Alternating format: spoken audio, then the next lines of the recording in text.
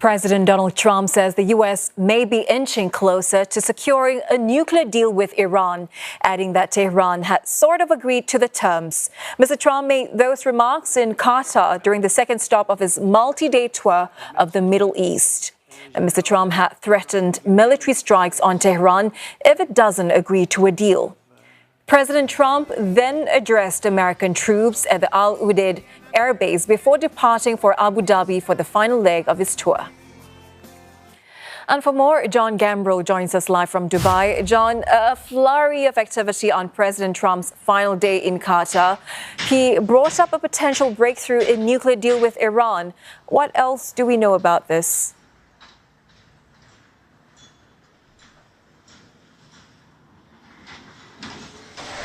Well, President Trump has a very discursive style, so he kind of brought this up off the cuff during a long business meeting that he had with Boeing and GE heads sitting next to him. It was supposed to be basically a victory lap for all the deals that they had signed. Boeing's going to sell billions upon billions of dollars, supposedly, to Qatar Airways, which is that East-West airline that operates out of Doha, and GE engines are going to be a part of that deal. But while he was talking, he brought up this idea that Iran had, quote, sorta agreed to this possible deal to see its nuclear program capped in exchange for the lifting of economic sanctions. As your viewers maybe remember, Trump pulled out of this nuclear deal that Barack Obama made with Iran back in 2018. In the time since, we've just seen years of tensions in the wider Middle East and attacks that have only spiked after the Israel-Hamas war started in the Gaza Strip back in 2023. So we haven't heard anything from Iran yet, but both sides have been kind of laying out the lines on where this negotiation is supposed to go.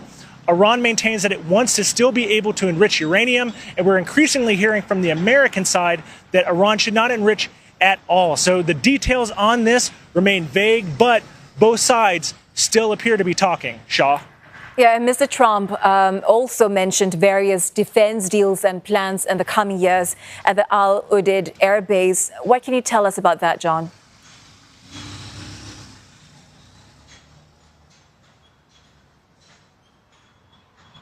Yes, President Trump went to the Al Udeid Air Base, which is the forward headquarters of the U.S. military Central Command, which oversees the entire Middle East. And while he was there, he brought up all these military sales. And the one that's really interesting is the MQ-9 Reaper drone. This is the drone that the U.S. uses extensively across the Middle East. It can be a surveillance drone, or it can carry missiles and carry out offensive strikes. There was actually one of these MQ-9s on stage with Trump as he spoke there.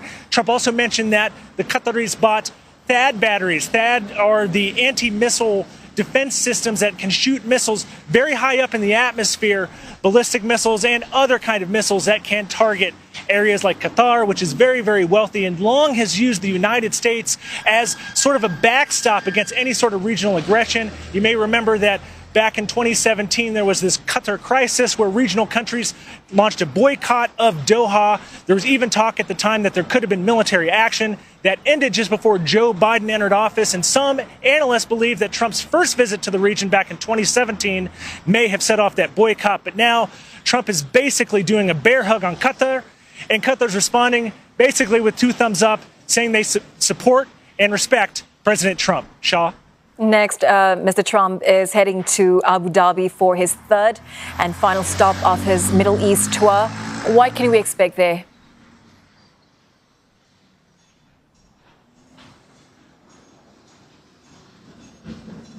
Well, President Trump's Air Force One should be landing at any time at Abu Dhabi International Airport. That's likely where the plane's going to land.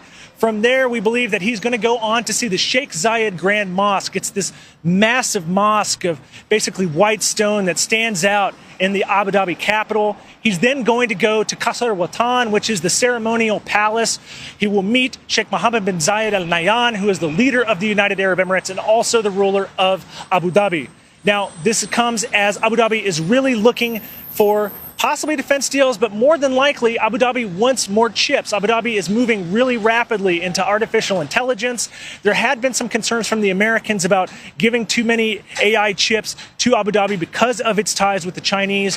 But we've seen the head of NVIDIA, which manufactures those kind of AI chips, already in Saudi Arabia, announcing a deal there. There is some expectation that we will see an AI chip deal here as well, but we're still waiting on those details. And Abu Dhabi as well wants to make sure that it can solidify its support from President Trump. They had a pretty good relationship back in Trump's first term, and like Qatar, like Saudi Arabia, the UAE relies on American military support, especially as tensions remain high with Iran across the wider region. Shaw.